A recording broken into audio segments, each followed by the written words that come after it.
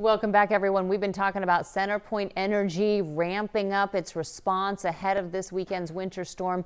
As you can see by the map on your screen, boy, they cover a very large portion of the greater Houston area. So joining us with more on their preps is Nathan Brownell, Vice President of Resilience and Capital Delivery. Thank you for joining us this morning. Good morning. Thanks for having me. Okay, I know you guys are super busy, so we'll get straight to it. Talk about what CenterPoint's doing right now to prep for this weekend. Sure. So we've been watching this winter storm for the past week, and then on Tuesday, we made the decision to activate our Emergency Operations Center. So this is the formal preparation process we have for this winter storm. So we've increased our staffing levels to over 3,300 folks that are scattered across the city, getting pre-positioned for this weather.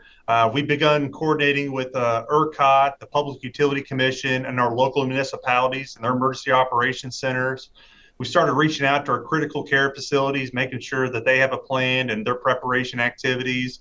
You've seen much more communication to our customers about preparations they could do and our activities for this. When we think about tactically what we're doing, we've gone out and inspected some of our critical equipment out there to make sure it's ready to withstand the ice and the cold temperatures. We've done some enhanced vegetation this week with the additional resources on our system. And these activities are going to continue to go.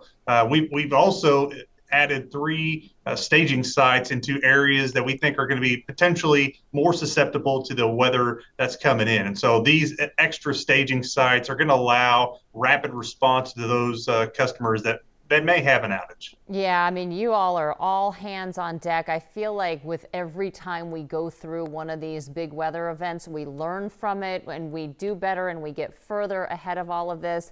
I'm wondering if we're doing that at home. What are the key steps that you want customers to take away now to think about when we're at home to stay safe and be prepared? Sure.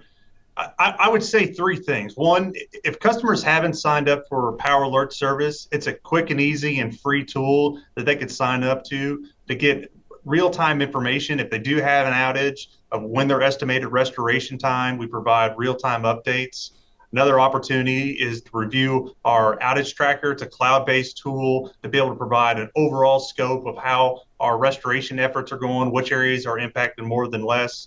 But also on a personal level, I think it's really getting prepared like it's any type of storm that we would have traditionally. So making sure you have batteries ready in your flashlights, your cell phones charged, you have water available. Just have a plan at the house. We're not expecting, to have outages, but we always plan for the worst case scenario, and we'd ask our customers to do the same. Absolutely. Mother Nature at the end of the day is still in control here to some extent, and all we can do is try to respond and react. Now, I know ice presents its own unique types of problems. So talk about how you're feeling about the power and gas systems with the types of ice that we can be expecting, which hopefully isn't too much. Sure. So we feel really good about the gas availability within our systems. And as was mentioned earlier, we're not expecting any sort of generation shortfall similar to Winter Uri. So we expect electricity to be available, gas will be available. So we feel that we're much more prepared to be able to respond and ensure that our customers' power stays on. Okay, and do you want to give a shout out to all of your crews, because I know they're not going to be seeing their families for a while. I know they're going to be at those staging centers just on standby and pulling probably some very long hours.